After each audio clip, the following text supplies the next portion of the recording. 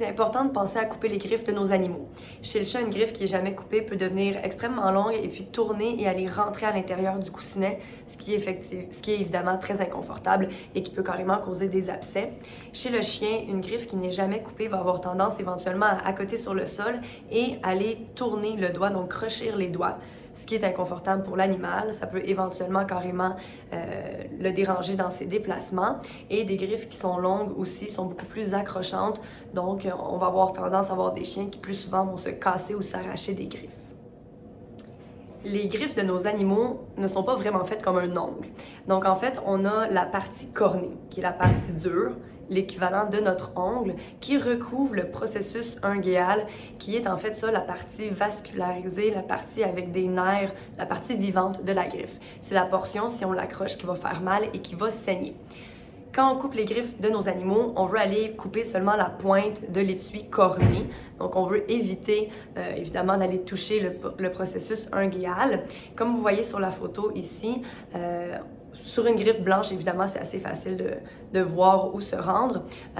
Sur une griffe noire, en fait, si on regarde sous la griffe, c'est beaucoup plus facile de voir où se rendre pour couper la pointe. Il est fortement recommandé d'utiliser un coupe-griffe régulier de type ciseau ou encore une petite lime électrique également, si les animaux sont habitués jeunes. Les coupes-griffes de type guillotine sont à éviter parce qu'ils ont tendance à faire crochir la griffe quand on coupe et c'est inconfortable pour les animaux. Pour couper les griffes de vos animaux, c'est fortement recommandé de commencer à les habituer très jeunes. Donc, quand ils sont bébés, on peut le faire une fois par semaine pour les habituer. On va suivre leur rythme à eux. Donc, au début, si on fait 1 ou 2 doigts simplement et qu'il est tanné, on arrête. On s'assure que c'est une expérience qui est positive. On va aller donner des gâteries, féliciter et répéter un peu plus tard pour vraiment suivre son rythme et s'assurer que l'animal tolère bien la procédure jusqu'à se rendre à être capable de faire toutes les ongles. Ensuite, important, une fois que l'animal est adulte, de couper les griffes au moins une fois par mois. Pourquoi? Parce que c'est à ce rythme-là qu'on va être capable d'aller couper juste devant la partie vivante de la griffe pour que celle-ci reste à la même place ou encore recule un petit peu à chaque fois pour être capable de maintenir des griffes qui sont très courtes. Si on coupe aux 3-4 mois, la partie vivante, qui a des nerfs et des vaisseaux, a tendance à devenir plus longue, puis éventuellement, on n'est même pas capable d'atteindre une longueur qui est acceptable parce que la partie vivante est déjà beaucoup trop longue.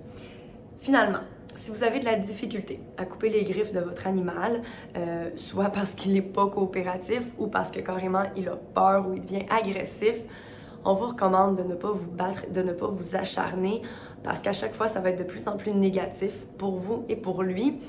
Et personne en ressort gagnant. Alors, si vous avez de la difficulté à couper les griffes de vos animaux, parlez-en avec votre vétérinaire. On peut utiliser différentes molécules, de la trazodone ou du gabapentin encore, qui vont calmer un peu l'animal, qui vont permettre de procéder de façon positive et d'y aller régulièrement aux 3 à 4 semaines pour que l'animal s'habitue, se rende compte que ça va bien, puis éventuellement peut-être carrément être capable de procéder en arrêtant la médication.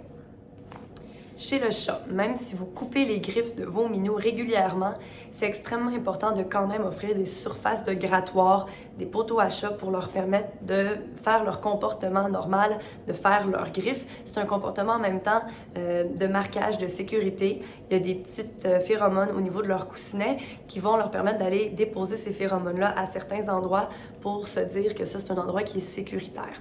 Alors, même si on taille les griffes de notre minou, il doit pouvoir exercer son comportement normal de faire ses griffes. Et là, les poteaux à griffes, les griffoirs, c'est super important de les localiser dans des endroits bien spécifiques dans la maison. Un chat va vouloir marquer comme ça les endroits sécuritaires quand il arrive dans une pièce. Donc, quand il rentre dans un nouvel espace, c'est là qu'il va vouloir aller faire ses griffes. Donc, si les poteaux sont dans les coins des pièces, dans le fond du sous-sol, on n'encourage pas le comportement normal. Donc, on veut vraiment s'assurer que ce sont des poteaux qui sont installés à des endroits stratégiques pour que le minou puisse aller faire son comportement normal, tout simplement. Et en faisant son comportement normal de grattage, non seulement il va aller se sécuriser, mais il va retirer souvent des petites portions d'étui corné, comme un petit couvercle tout simplement. Puis ça permet que la griffe reste toujours mince. Un chat qui ne peut pas faire ça, même si on taille la griffe régulièrement, qu'on la raccourcit, la griffe va avoir tendance à devenir très épaisse, puis éventuellement, ça peut causer un inconfort au niveau du doigt.